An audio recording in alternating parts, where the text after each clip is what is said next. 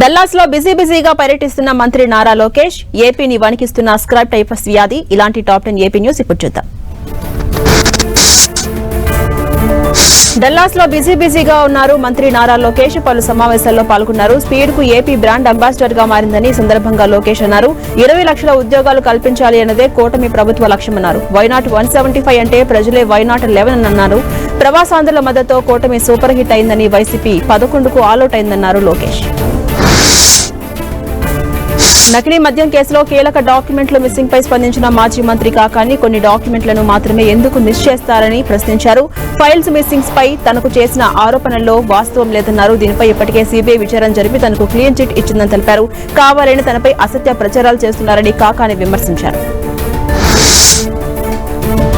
కడపలో త్వరలోనే ఎన్నికల నగారా మోగబోతోంది. ఈ నెల 11న కడప మేయర్ ఎన్నికకు నోటిఫికేషన్ విడుదల కానుంది. ఇందుకోసం ఈ నెల 11న కడప నగరపాలక సంస్థ కార్యాలయంలో ప్రత్యేక సమావేశం ఏర్పాటు చేశారు జేసీ. అయితే జాయింట్ కలెక్టర్ ఆహ్వానంతో ఒక్కసారిగా కడపలో రాజకీయాలు వేడెక్కాయి.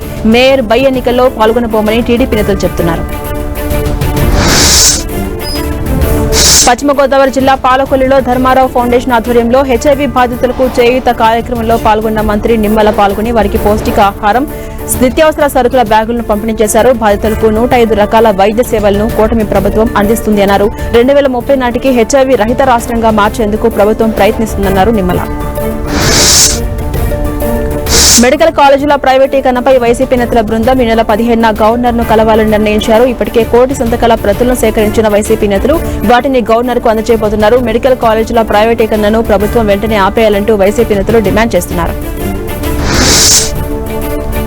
విశాఖ ఎకనామిక్ జోన్ పై ప్రభుత్వం ముమ్మర కసరత్తు చేస్తోంది. వైజాగ్ ను ఆర్థిక నగరంగా తీర్చిదిద్దే దిశగా ప్రభుత్వం అడుగులు వేస్తోంది. 20,000 ఎకరాల్లో ఎకనామిక్ జోన్ ఏర్పాటుకు సన్నాహాలు చేస్తోంది ప్రభుత్వం. మొత్తం 8 జిల్లాల పరిధిలో విశాఖ ఎకనామిక్ రీజియన్ ఏర్పాటు చేయబోతున్నారు. విశాఖ జిల్లా నుంచే 3 నుంచి 5,000 ఎకరాలను సేకరించబోతున్నారు. ఏయూ మాజీ వైస్ ఛాన్సలర్ ప్రొఫెసర్ పీవీజీడీ ప్రసాద్ రెడ్డికి హైకోర్టు షాక్ ఇచ్చింది. తమ ఉత్తర్వులను ప్రసాద్ రెడ్డి ఉద్దేశపూర్వకంగా ధిక్కరించారంటూ ఆగ్రహాన్ని వ్యక్తం చేసింది.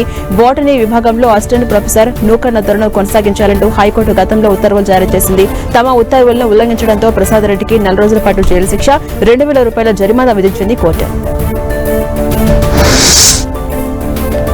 తిరుమల శ్రీవారిని ఏపీ హైకోర్టు న్యాయమూర్తి కె సురేష్ రెడ్డి దర్శించుకున్నారు. అలాగే మాజీ మంత్రి Perni Nani, MLC Alapati Rajendra Prasad, Telangana MLA Gangula Kamalakar, AP SRTC MD Dwaraka Tirumala Rao స్వామివారిని దర్శించుకున్నారు. పశ్చిమ గోదావరి జిల్లా తణుకులో 3K, 5K, 10K రన్ను జిల్లా ఇన్ఛార్జ్ మంత్రి గొట్టిపాటి రవికుమార్ ప్రారంభించారు. దేశంలో ఎక్కడ జరిగినటువంటి విధంగా విశాఖలో 5 లక్షల మందితో భారీ యోగా కార్యక్రమాన్ని చేపట్టామని మంత్రి తెలిపారు. ప్రతి ఒక్కరూ ఆరోగ్యంగా ఉండాలంటే ప్రతిరోజు అరగంట పాటు వ్యాయామం చేయాలని సూచించారు.